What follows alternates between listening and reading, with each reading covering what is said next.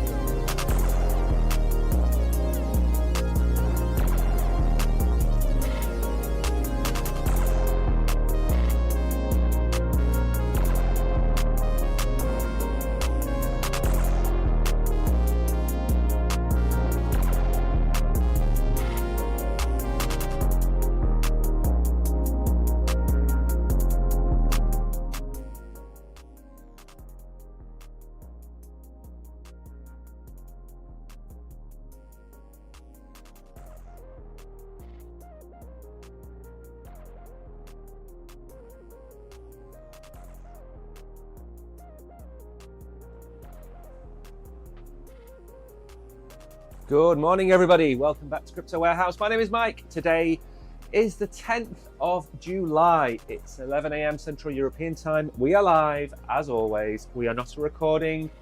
We are not a pre-recorded stream. We are actually here. As you can probably see from the screen, Bitcoin has had another bit of a move up in the last 24 hours. We're up another 2%. That's another, what, $1,000 up. So we're slowly moving back in the right direction. And we have a busy day. Today we're going to look at the main coins. We are going to be looking at Powell, what Powell had to say last night. And we've had a request from Peter, and knowing my luck, Peter won't be in chat, but it doesn't matter. It's for you guys anyway. We're going to look at gold versus Bitcoin. We're going to look at which one you should be holding, which one has performed the best over the last, I don't know, 10 years, 5 years. Halfway Wood, Kathy Wood thinks we are halfway through the halfway through the bull run. What do we think of that?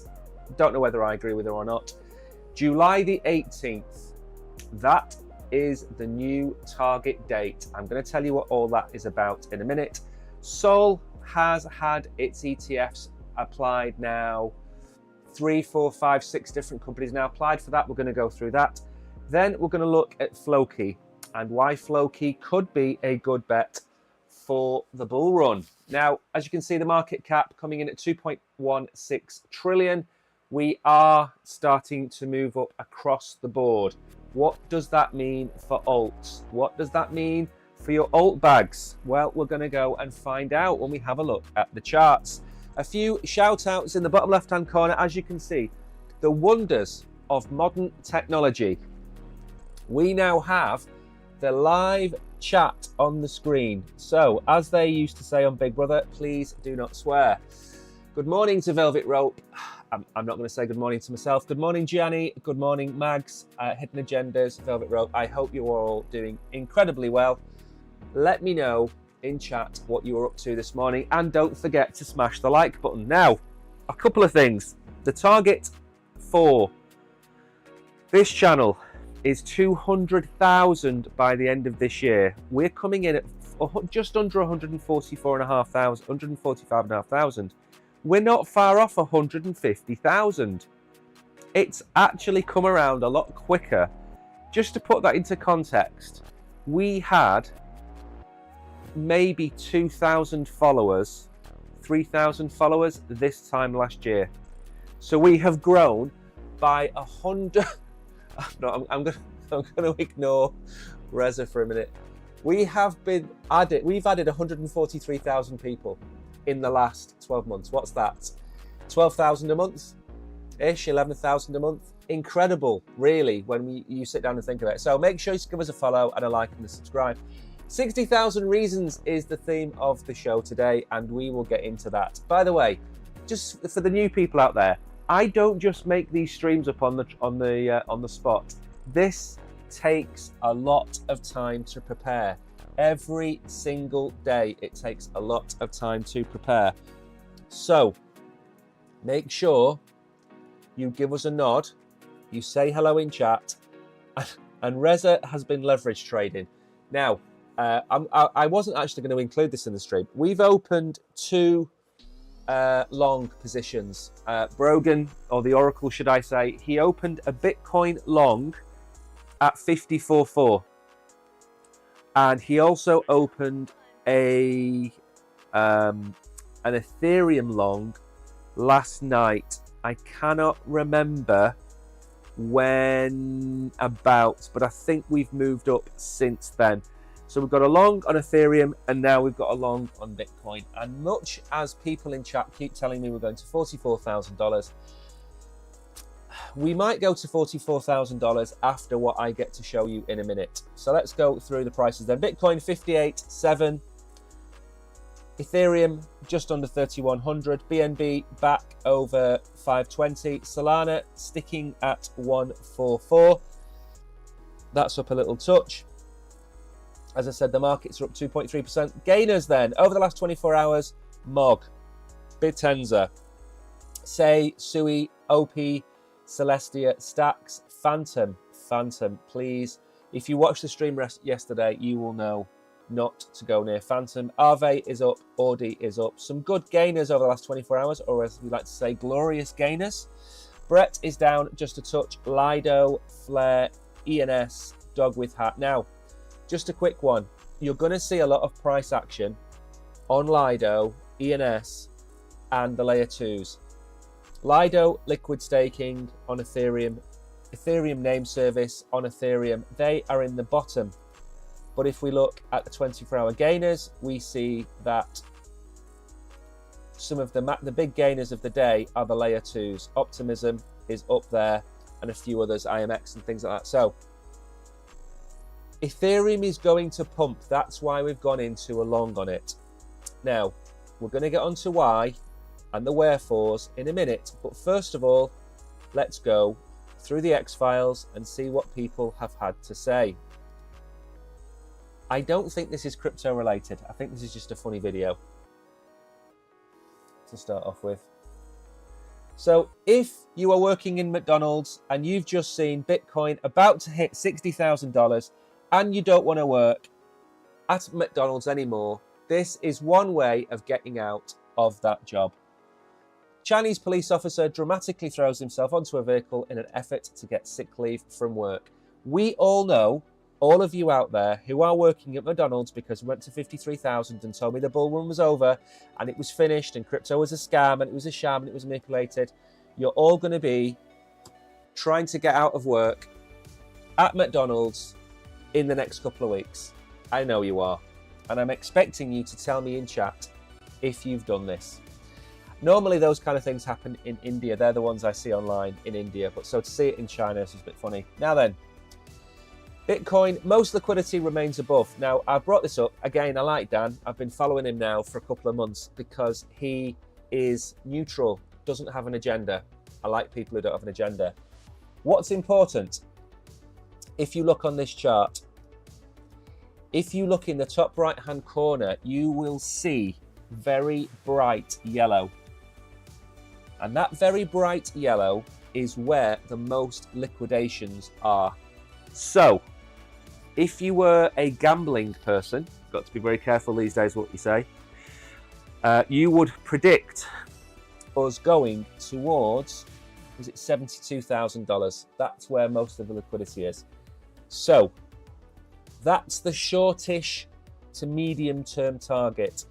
Now, obviously this chart changes, and the further we go up, the more yellow will appear under the chart. But suffice to say, between here and 72,000, there is a lot of shorts to be liquidated. And short squeezes, they go on, and they can cascade up the same way we could cascade down. Market Cipher is saying ETH will rise. Is that the market cipher that you've got from the indicator that Brogan sent you? Because I think it showed a green dot last night as well for us. Good morning, Tariq. Welcome to the stream. So then, again, Adrian Zunik, another one of these traders. Yeah, I think it is showing green. He is also going to be loading up on ETH. So he is predicting a pump as well. So lots of things. The charts are telling us, the tea leaves are telling us, and of course, July the 18th is telling us. Good morning, only you. And yeah, the indicator is, it's an amalgam. He's put together all the best bits. So basically on a green dot, everything should, in theory, go up. And on a red dot, everything, in theory, should go down. Now then, I am not a fan of TON. You all know I am not a fan of TON. However, again, I am a fan of Polygon. And I tell you, don't sleep on Polygon. It's at 50 cents. 50 cents. Okay? Not the rapper from the 80s or the 90s or whenever he was from. It's at 50 cents. It's a steal, in my opinion. Another mass adoption heavy hitter has joined the ag layer. TON has joined the ag layer. Now, what does that even mean? Am I speaking in a foreign language? No. Polygon is a layer 2 on Ethereum, as is Optimism, as is Arbitrum. However, Matic has been working on trying to unify blockchains and create interoperability between blockchains, the same way that Chainlink has been doing it as well. They're all working on the same thing. Well, not the same thing, but they're all working on trying to create interoperability. Now, TON has joined the ag layer. Pooled liquidity. Atomic transactions. This is absolutely massive, massive news. And does it change my opinion on TON? Yes, it does, slightly, because I like to see these things. We've talked about all of the smaller projects that are using the ag layer. Great. This is a top 20 coin now on the ag layer. It's massive news, absolutely massive news.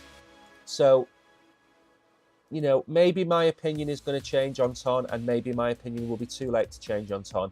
But I remember saying that I wasn't overly bullish on Celestia at $25, $26.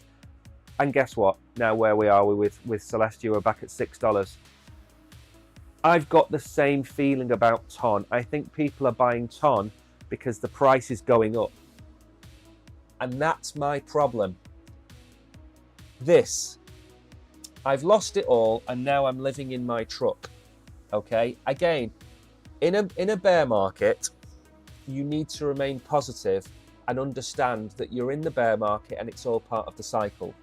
When you get into the bull market, you think you're Warren Buffett. You think you're untouchable. Very famous story from Superman, when Superman was fighting the three other heroes from Krypton that were all dressed in black, and they were all holding cars up to throw at Superman. And the woman, I think it was the woman, it might have been one of the men, she actually believed she was holding the car up. And when they released the weight on the car, she actually put a shoulder out because the car came crashing down and hurt her arm. Because, of course, she's not a superwoman. You are not Warren Buffett. In the bull run, you take profits. It's simple. Take your profits. In a bear market, you dollar cost average in at the lowest prices you think you can get. Not what I think you can get, what you think you can get. If you go through this bull run and you have balls of steel because you're holding on for November next year, fine. If you're in some meme coins that are up 10,000%, 5,000%, take some profits. Take some profits off the table, even if it's just your original investment and then some. Just take some money off the table, because something can happen, anything can happen, and we could come absolutely crashing down. That's the problem. We know where we're going, which is up and to the right, and we know over years of time we're going to go up and to the right. But when you want to get out, it's all about timing. And if you pick a month or a year to get out, and we have a delayed bull run, or there's a black swan, lock in some profits, keep them on the side, take it from there. Chairman Powell then, he spoke last night. He's not convinced enough to cut interest rates, which means what? What does that mean? It means interest rates are being cut. I said this before. If you ask for a bike for Christmas, what are your parents going to tell you? We'll think about it, maybe. And then the closer you get to Christmas, or your birthday, should I say, the closer you get to your birthday, what do they say? Well, I don't think you've been good enough to get your bike this year, so you're not going to get it. And then guess what happens on your birthday? You get a bike. Chairman Powell, same thing. The closer we get to interest rate cuts, the more likely we are. So the more he objects against interest rate cuts, the closer we are to them. Why? Because if he gives the slightest hint, the market's going to pump. Now, allegedly, it's been leaked. Allegedly, it's been leaked, and it's positive. But I can't show it on the screen because it's not a fact. So I don't want to start spreading hearsay about. So inflation is cooling off, the labour market is slowing down, housing, as you know, is now too expensive, so people aren't buying houses. They're his three big pillars, really: housing, unemployment, and interest rates. And inflation. I always get those two confused. Elevated inflation isn't our only risk. Cutting rates too late could weaken economic activity and employment. Powell's been preparing for the usual two-day stint at Capitol Hill, facing both the Senate Banking Committee and the House Financial Services Committee. So there he is in that beautiful big building. Let's carry on. What's it got to say about this? It's been almost a year since the FMC raised interest rates, and then it's gone 5.5%, highest in 23 years. Rate cuts are expected. Some people are now saying September. I'll get onto the chat comments in a minute. Put it this way. Everything is now in a position where he can cut rates. And I'm not just being bullish or overly bullish. CPI is going to come in at 2 point something, 2.6, 2.5, or who cares, 2.4, right?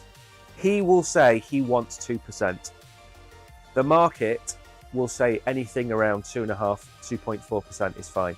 So where are we going to go? We're going to go for interest rate cuts. We are then going to absolutely moon.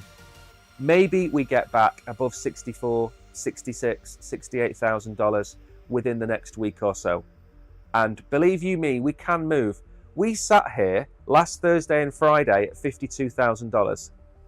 We're now at $58,000, almost $59,000. So we've moved $6,000 in a week. We can move another $6,000 in a week and not break sweat, because we're at the prices where that is possible. We're not talking about moving $6,000 when we're at 72, 73,000 and we've got loads of resistance above us. We're talking about getting back to our base levels. So we're coming in at 58.7. Is this going to be, and do not laugh, because this is the bull, this is the month, is that in any way, shape or form a precursor of things to come? This is the monthly, by the way. 90,000. Maybe, maybe not. Who knows? I'm just putting that out there. You know, not financial advice. So we have got this 52,000 hanging over our heads. We've still got the 44,000 at the base. We have to get, ideally, about 61,000, 61.4. That's the target.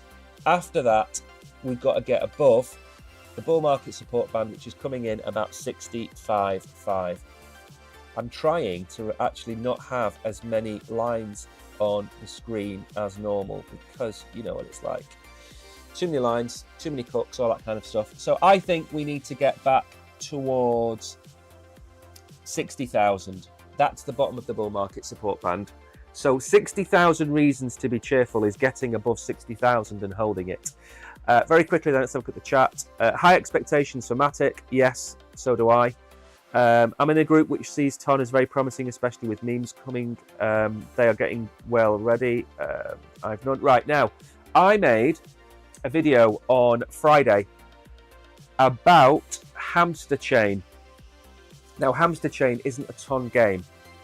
Hamster Chain is a layer 2 blockchain, allegedly, by the way, because it's not live. So I made the video. I can't say it's live, but there you go. Where you can build your own TON games, Telegram games, on it with your own coin and everything else like that. And it's a layer 2, it's an Ethereum layer 2, but the transaction fees are negligible. I cannot say it's going to work or it's not going to work because it's not live, but I've shared it. Now, the reason I'm saying this is we're going to get to the point like we saw with pump.fun, which was a website where you could make meme coins at the drop of a hat. We're going to get to the point with Telegram where you will be able to go and create a Telegram game for your meme coin or for your project. And you'll be able to earn those tokens by tapping away in TON. So I do see it as a fad, and I've said that before, but I also see it as giving you the ability to add utility to your meme coin. So instead of just having a meme coin now, you can have a meme coin with a TON Telegram bot or a TON game, and suddenly you can start to try and replicate what Bonk are doing. ADA news. If you're talking about the launch of the upgrade, it's massively bullish. If you're talking about different ADA news, then I haven't read it. Can't wait for my crypto birthday, fresh and nice into a new world. Yeah, I don't even know how old I am in crypto years. I think I'm about 8.5 in crypto years. So the long and short of it is we haven't really moved. We've still got 52,000 as our support, if you like. We have to break 61.4 to get back into the 60,700 to get back into the bull market support band. To get above it, we need to be above 65. That is pretty much the long and short of it. We haven't really changed since then. We're doing okay for time. Now, I'm going to show you the chart before I show you the news. And this is for Peter, who is clearly not in chat today, so he's going to have to watch this back. This is the performance of gold against Bitcoin. Now, we're on the monthly chart because this goes back a fair old way. So, If we go from the 1st of December, so a year and a half ago, it has lost 60% of its value. Now, I hope you're all sitting comfortably, because this is how gold has performed against Bitcoin since whenever. Okay? And it's performed so badly that the chart doesn't fit on the screen. We're still going, by the way. Okay, so we're going to have to get rid of the fib levels, aren't we? Because you literally can't see anything. There we go. Okay, so this is how gold has done. Keep going, keep going. There we go. I don't think we should go any further up. You get the idea. That's how well gold has done against Bitcoin, even if we go back 9 years. That's how well gold has done. You are trying to say that the oldest asset, or one of the oldest assets in the world, gold, can compete with an appreciating asset that hasn't fully developed its market cap. Now, this is what Peter Schiff will point out. Okay? He's not going to point out anything over there. Okay? So Peter Schiff will never tell you about anything before that line. Right? It's not going to happen. What he's going to say is,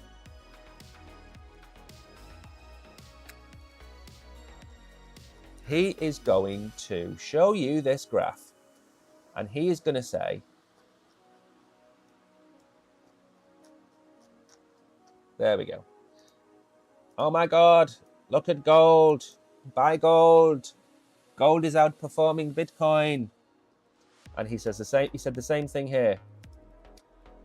Gold is outperforming Bitcoin, and that he'll keep saying that. Okay, which is fine if you ignore all of that and you pick a moment in time. So that was a 2-month period, and he's now going to say, oh well, since the start of the year, or since March, sorry, look how well gold has done against Bitcoin. Look how well we're doing. Okay, it does look like a meme pattern, exactly. Now, what he will do is, so that's the start of the year. Okay, that's the start of 2024. And if I just borrow that line, that's how well gold has done this year. Since the start of the year, it has fallen. So he will never pick January as how well Bitcoin or how well gold has done. He will do that, and he will pick that point there, 11th of March. He'll pick the 11th of March, and he'll go to the 9th of July. So he won't pick there, he won't pick there, he certainly won't pick there. He'll pick the lowest point and say, and he'll probably go right the way up there, and he'll say, look how well we're doing. That's what he'll say. That's the problem with people that buy and hold gold over a period of time. They somehow think that 10 years of decline is going to cause gold to do this. Okay, gold has a 10, 20, 30x bigger market cap than Bitcoin. Now, if we have this conversation in 10 years' time, this will be a totally different conversation, because Bitcoin will have matured. Bitcoin will have reached its destination. Maybe it does get to a $10 trillion market cap. Maybe it does get to a $20 trillion market cap. Maybe it becomes one of the top 2 assets in the world with gold. And then Peter Schiff will probably win this argument, because gold and Bitcoin will probably kind of do that. That's what they'll probably do. They'll probably match each other. Because remember, Bitcoin is a store of wealth. It is not an asset to transact with, okay? All the layer 2s, Lightning, yes. Bitcoin at its core is a store of wealth. It's an inflation hedge. So is gold. So when you see people telling you that Bitcoin hasn't performed well, ask them what period of time they are comparing Bitcoin to gold. Because anything over the last 10 years, gold has been spanked like a naughty child. Anything since March, and yes, you can argue that gold has outperformed for the last 5 months. Whoopee-doo. Great. That's incredible. Well done. So then, Arthur Hayes says Bitcoin is superior, whereas gold is inferior. Now, again, this is the tribalism that you see in crypto is one thing that I abhor. I hate tribalism. Tribalism gets you nowhere. Tribalism will leave you with anger and hate. Okay? Now, that anger and hate towards another blockchain or a community is misplaced. Your anger should be directed at shillers, shillfluencers, scammers, people like Sam Bankman-Fried. They are the real people to be aiming this venom at. Not gold, not Ethereum or Solana or Bitcoin. You Bitcoin maxes, ETH maxes, Sol maxes, they just do nothing all day but waste time talking about each other. It's a waste of energy, an absolute waste of energy, okay? Focus on getting your blockchain working. So Arthur Hayes, we'll go through it anyway. And there are reasons that Bitcoin is better than gold. But I don't think you should start bashing people. And I know it's clickbait. I know if Peter Schiff and Arthur Hayes were on a panel and it was videoed, it was put on YouTube, it'd get millions of views. I know all of that. But it's simply not sophisticated. It's not classy to bash other chains. There's reasons I don't like certain chains. Phantom is dead. I proved that yesterday. I won't talk about Gavin Wood and Polkadot because I think he's I can't talk about that. So there's people I won't talk about. There's chains I think are rubbish simply because they're not used. Doesn't mean they can't be saved. Going after gold is a folly. The same way that Peter Schiff going after Bitcoin is a folly. Bitcoin is an expanding industry. Gold is an established industry. Bitcoin is always going to outperform gold, except Peter Schiff knows this and knows he will get engagement farming, he will get people talking to him, he will get the name of his company known. Now, very quickly then, the key difference between Bitcoin and gold is that in Lynn Alden's terms, the ledger for Bitcoin is maintained through a cryptographic blockchain and money moves at the speed of light. Gold, on the other hand, is constrained by natural and man-made constraints, travelling only as fast as humans can.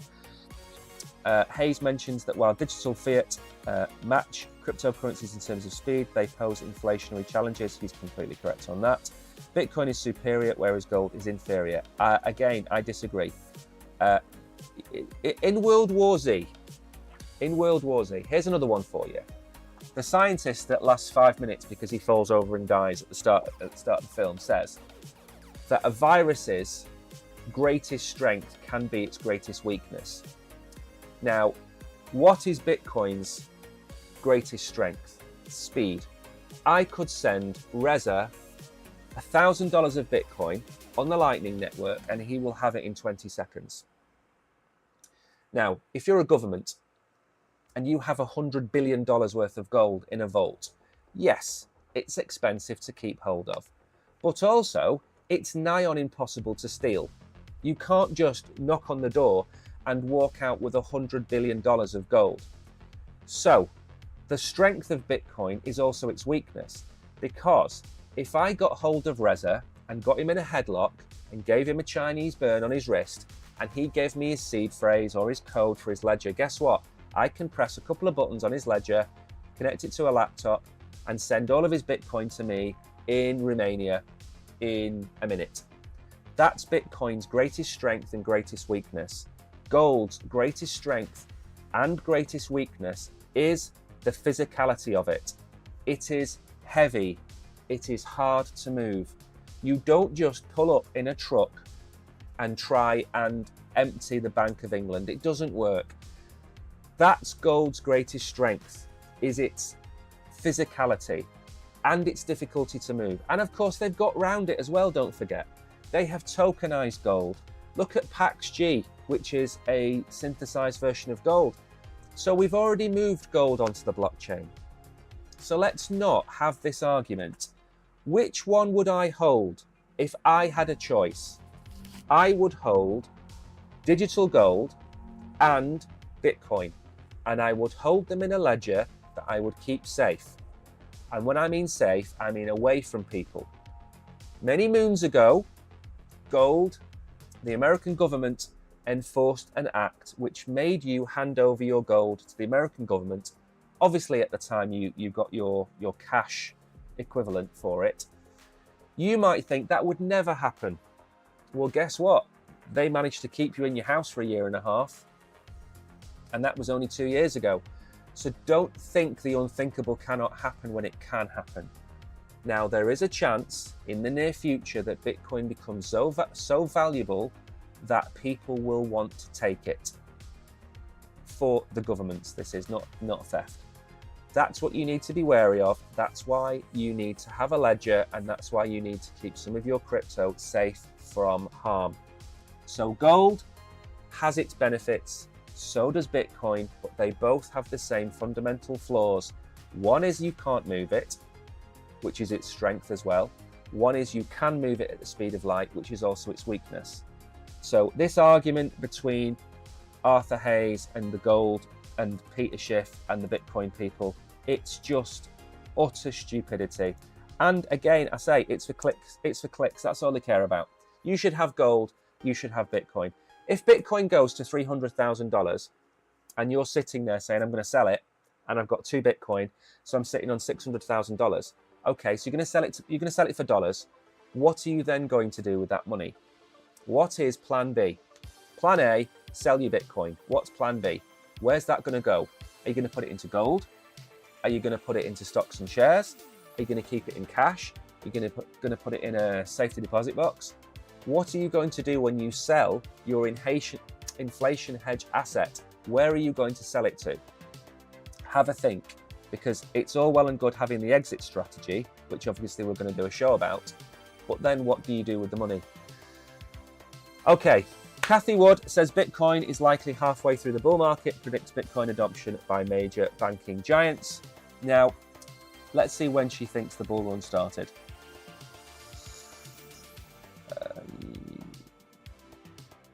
In a new interview with science and tech entrepreneur Peter Diamandis, Wood says that ARK believes the parabolic rallies may signal that the end of the bull market is near. We haven't had it yet, but we are awfully close.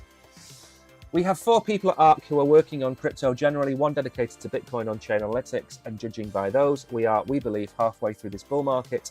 And halfway through doesn't mean we're halfway through the price increase, because at the end of the bull market, prices tend to go parabolic. We feel very strongly, just based on on-chain analytics, looking at them versus the short 10-year history, a little bit more than that we are halfway through the bull market.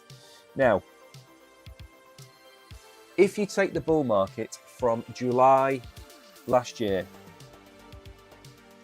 which was the worst price, and we are now in July, she's probably right, give or take a couple of months, because we could very well top out in July next year or August. We could, because I don't have a crystal ball, and we need to be ready for that. Some people are saying April, some people are saying November, December this year. Some people are saying November like me, because I'm going to stick to the 4-year cycle like everybody else has done, and then gets amnesia and then forgets about the 4-year cycle and then says it's going to be in December of the year of the halving. Forget about all of that. She could be right. It could be July. It could come forward a couple of months. Maybe the ETFs, push the price higher, which it has done. We're about a third higher than we should be. Maybe that's right. And maybe it takes 3 months off the all-time high, maybe. What's very interesting, since the ETFs were launched in January, not one major, we call them wirehouses like Morgan Stanley, UBS, not one has put Bitcoin on its platform yet, a Bitcoin ETF. They're all doing their due diligence, and I think what's going to happen is within the next few months, one will, and it may not be one of the big ones, might be an independent like LPL. They tend to move a little bit more quickly. Once you get one with a spot Bitcoin ETF on its platform, the others will fall in line pretty quickly. Now, do not,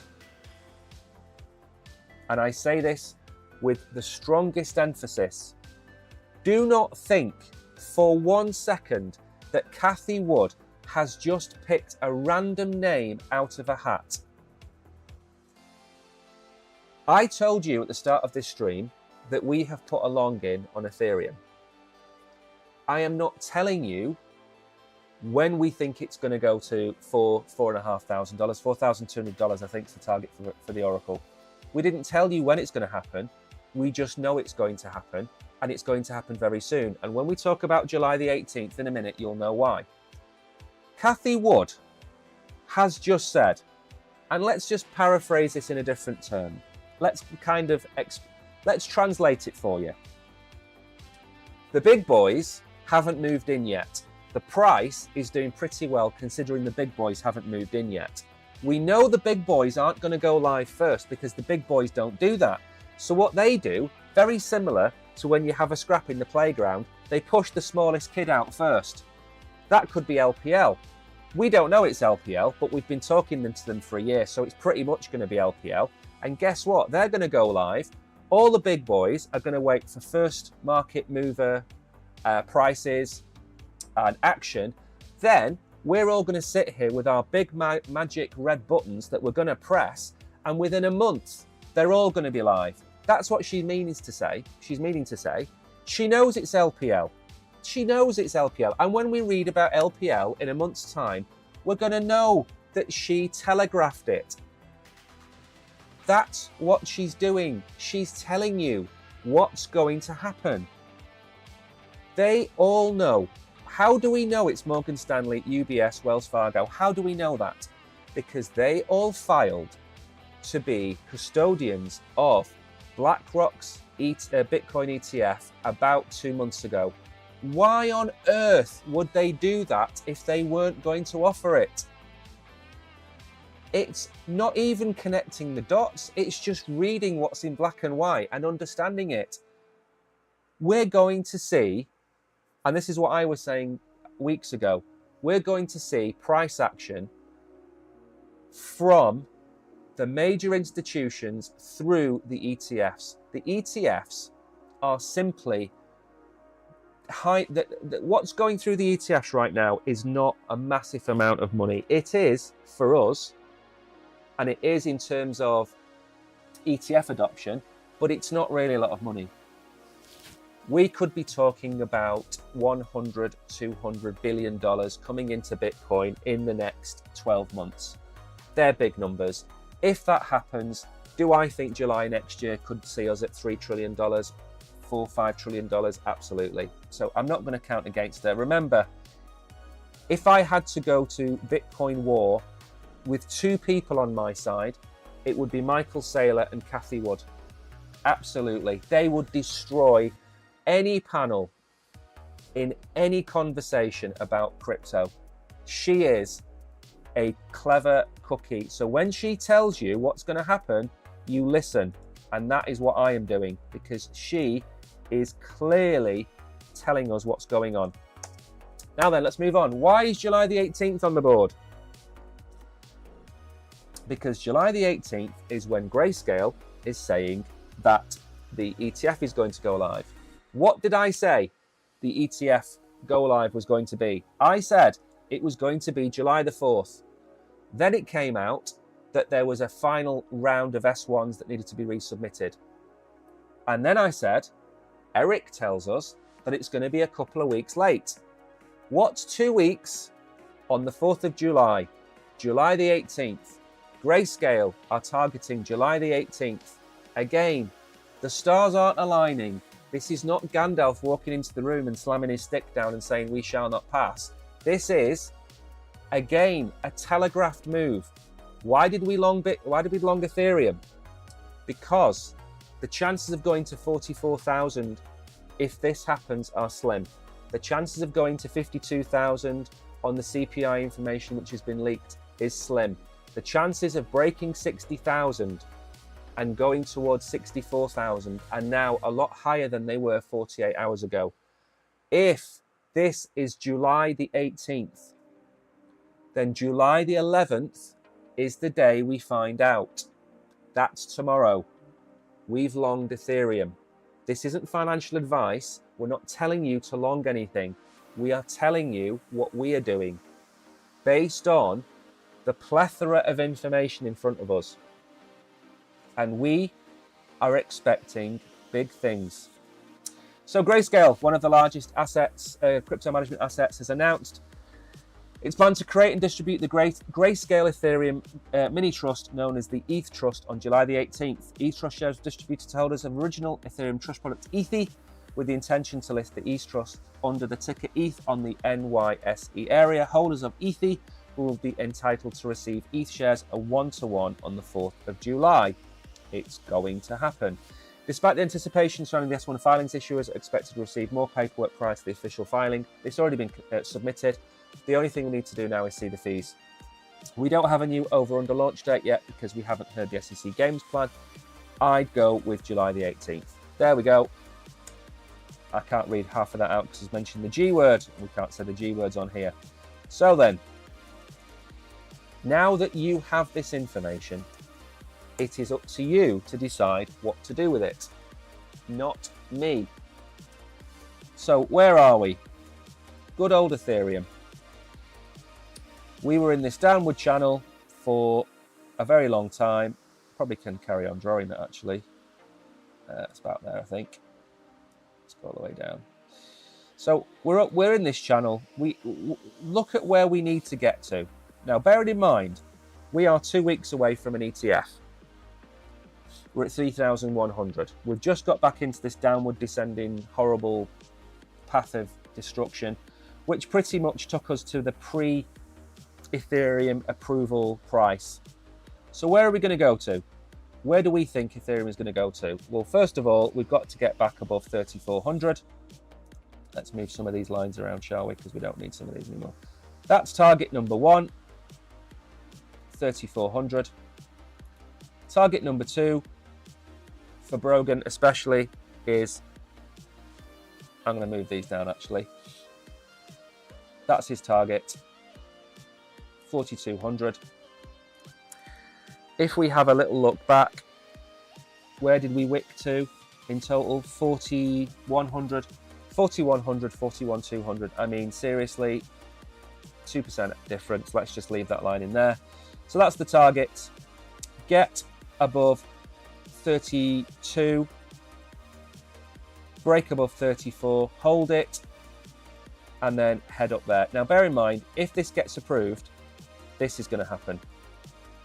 The same way you saw it happen there. So for those out there thinking it's never going to move $600 or $500 in a day, it did exactly the same thing on May the 20th.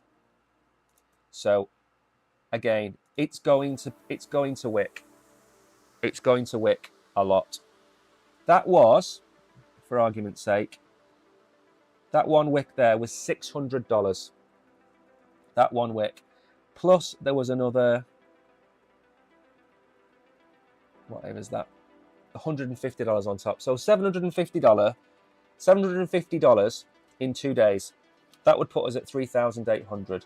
That would put us back, believe it or not, at about where we are there. So again, $4,200 target for Ethereum really isn't out of the equation, especially with the demand that we're likely to see. So again, do with that information as you see fit. Now remember, if you are new here, smash the like button. I don't even know how many likes we're on. Make sure to follow us. We are trying to get to 150,000 followers. 150,000 followers. they're big boy numbers. Big boy numbers. And again, I said at the start of the show, we're going to focus on the main coins today because lots of people in chat keep asking about coins with, 10, 50, 100, $150 million market caps. And they are good to look at. And yes, I will make videos on some of them because they will do well. They will do exceptionally well. But we need to, every once in a while, just look at the main big hitters. And those three big hitters for me at this moment in time are Bitcoin, Ethereum, and Solana. Ethereum is about to go live with its ETF. The Bitcoin ETF is live. The Solana ETF is coming. Now, I am not here to debate the pros and cons of ETFs. I am not here to debate whether it means BlackRock and the ETFs end up taking over.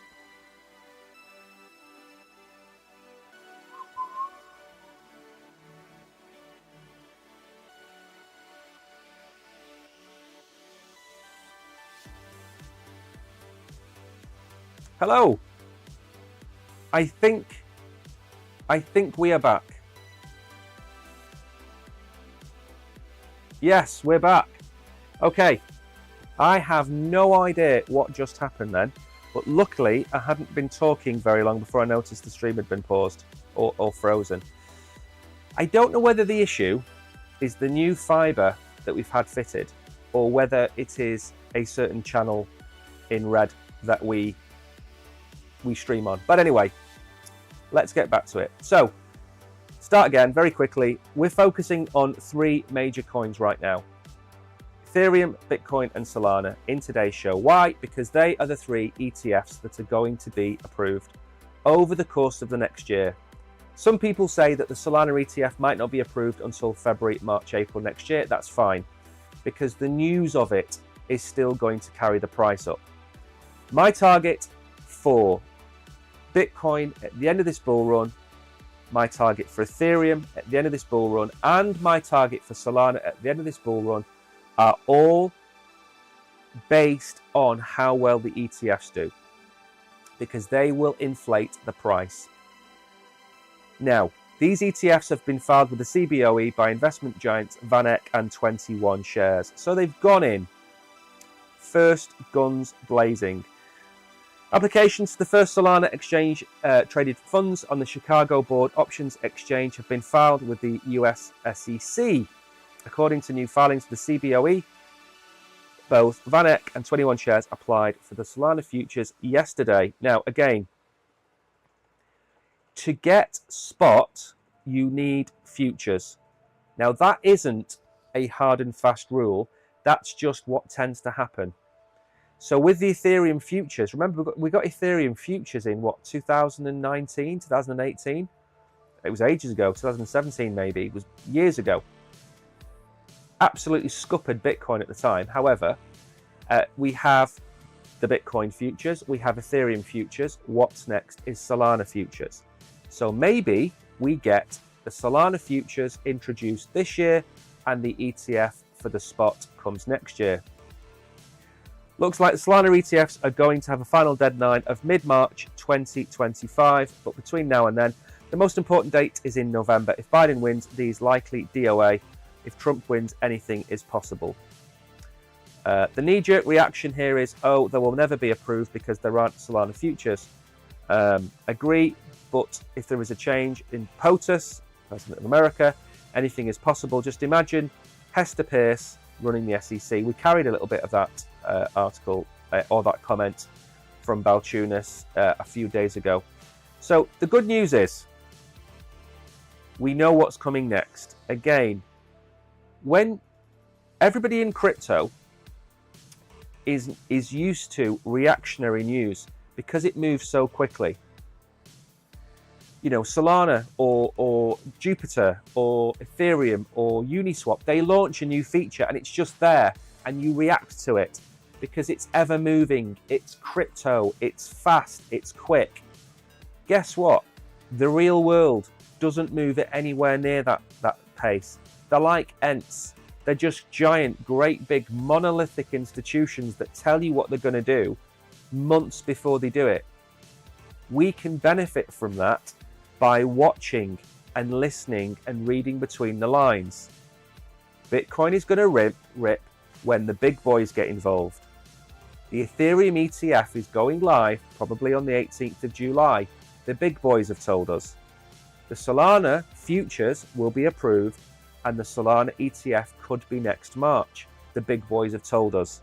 So now the little kids in the playground, which is you and I, we can go and play to our heart's content, knowing that Solana is going to happen.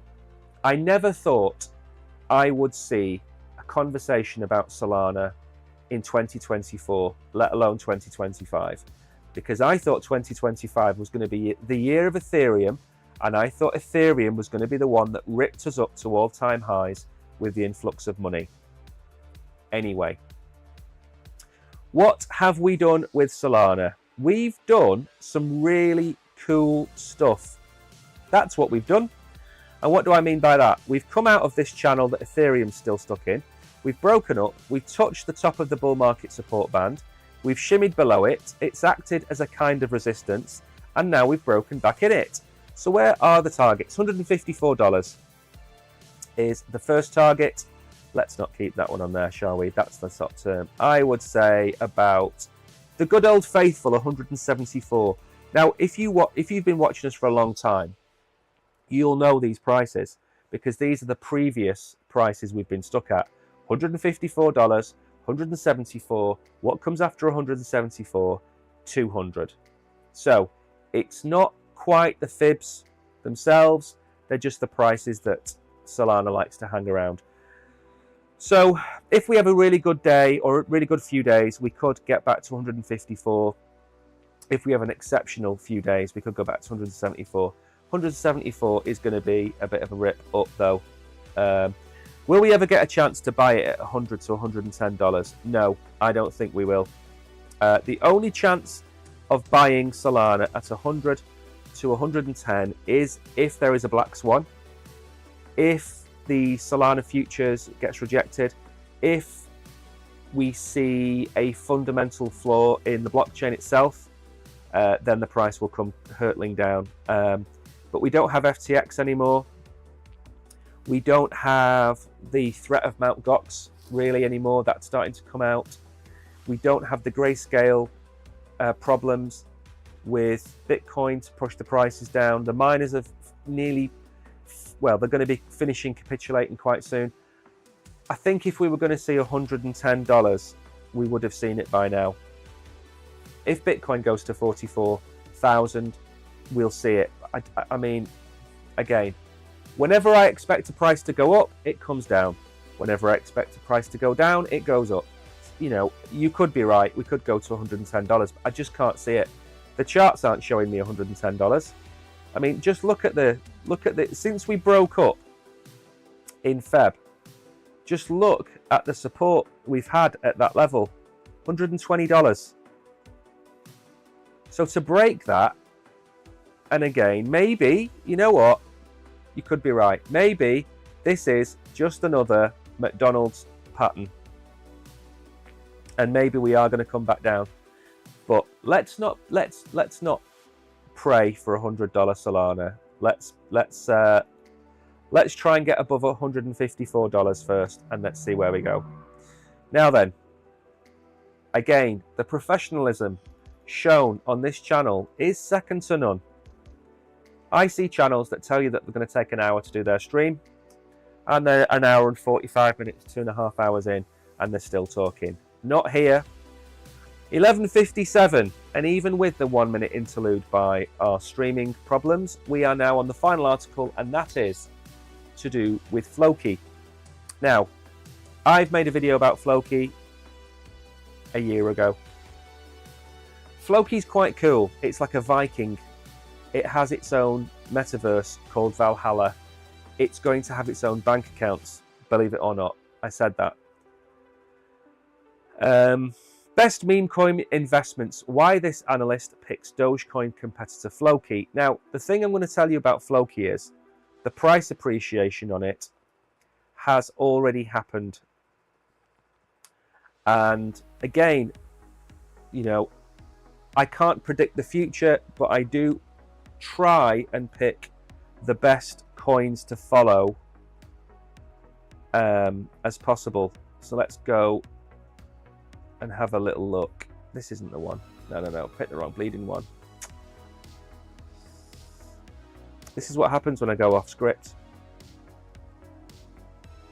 Hang on. I don't think it's going to be the top one because I don't think it's been live long enough. Okay, fine. Okay, yeah. So,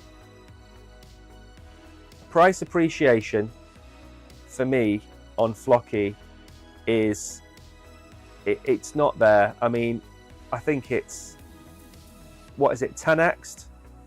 It's already 10x'd from where it was when I made the video. And I don't know whether I would buy this token. If you go and have a look at the market cap of this token, I'm just trying to prelude the article, because if it's telling you to buy it, I'm going to tell you, actually, hang on. I'm going to tell you what I think it's going to do based on price rather than following what this says. Right, memes, here we go. Okay. We will be done by 12-ish. Okay, so Floki is coming in at a $1.4 billion market cap. When I reviewed this project, it was at maybe 150 million. So you'd have 10x'd had you watched that video and bought Floki. Not bad, really, in a year, I admit. However, now we've got the 1.4 billion in our minds. Let's go and see what it says about the coin. So Timeless Crypto has made a bullish case for Floki, stating why he prefers the meme above Doge. Well, I prefer everything above Doge because Doge is useless. He mentioned on X that Floki has continued to hold a multi-month range it has without breaking down despite the bloodbath that's occurred in the crypto market. The meme coin accounts for most of his spot investments. Wow. Yeah. Okay, I don't know whether we should believe him then.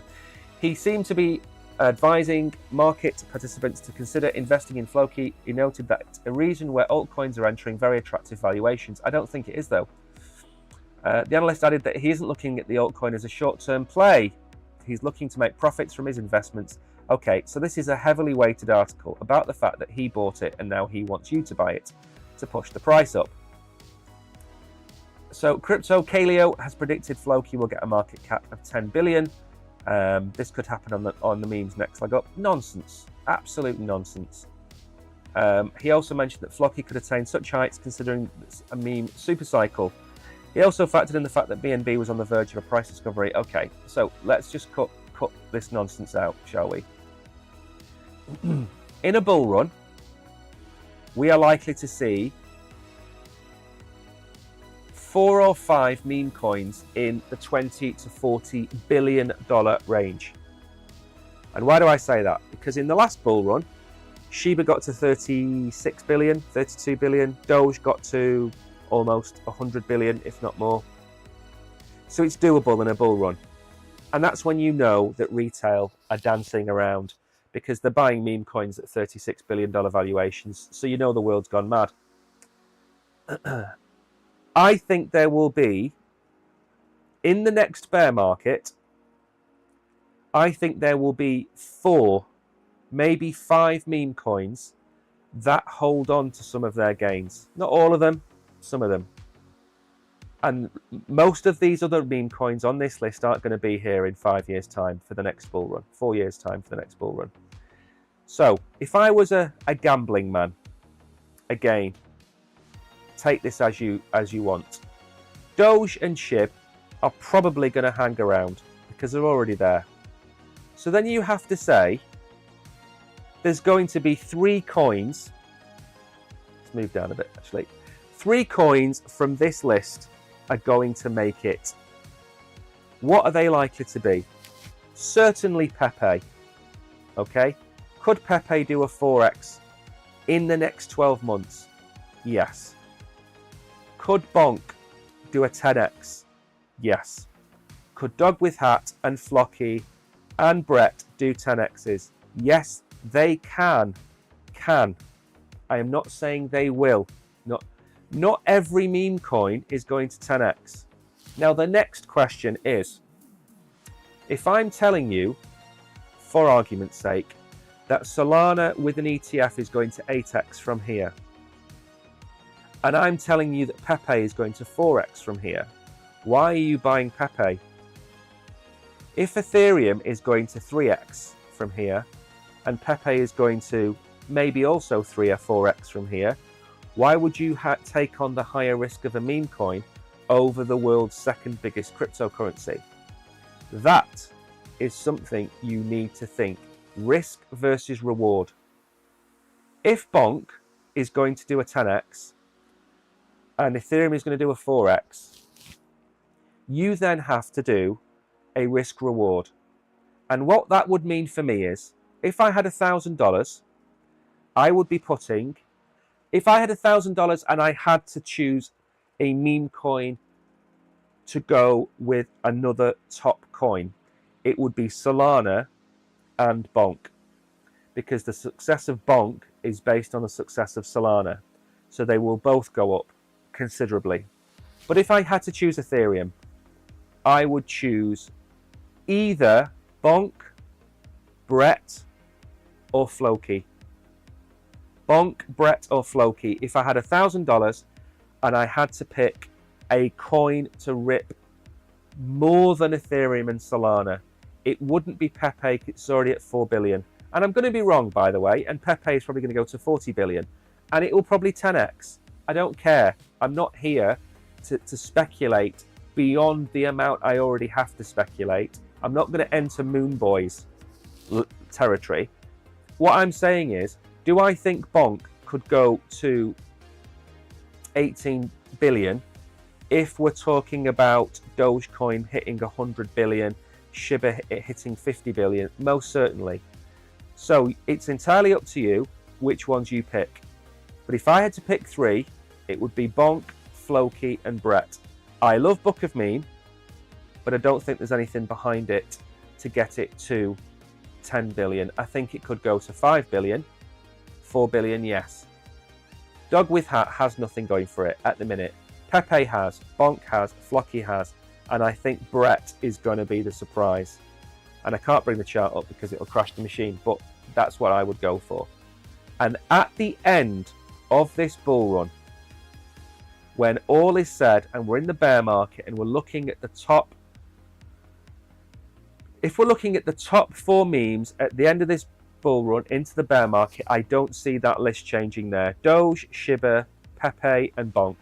They are still, in my opinion, going to be the top 4 next cycle, next bear market. I do think Flocky will still be around. Don't know about Brett, but be careful. You shouldn't be putting money into meme coins if you haven't got your bag of Bitcoin, your bag of Ethereum, your bag of Solana. If you don't have any of those 3 assets and you're solely degenning meme coins, then you're looking at the wrong end of the meme coin market for a start off. Because if you are that kind of individual, you need to be looking at meme coins in the 100 to 200 to 300 million dollar range. Like Ponke could very well go to 1.8 billion. You could see a $5 Ponke. There are some others down here as well. Maga could move up. Turbo, everybody seems to like Turbo. There's plenty of coins down there to go and have a look at. Popcat, again, has been doing quite well. Anyway, it's 12:06. It is time for me to go. Thank you, everybody, for tuning in. And I will see you all in the morning, bright and breezy. Thanks for coming. Remember, we stream 11 o'clock every day. Bookmark us, subscribe to us, follow us, whatever you need to do. Take care, everyone. Thank you to Mags and Tariq and everybody for coming to chat. I will see you all in the morning. Take care, everybody.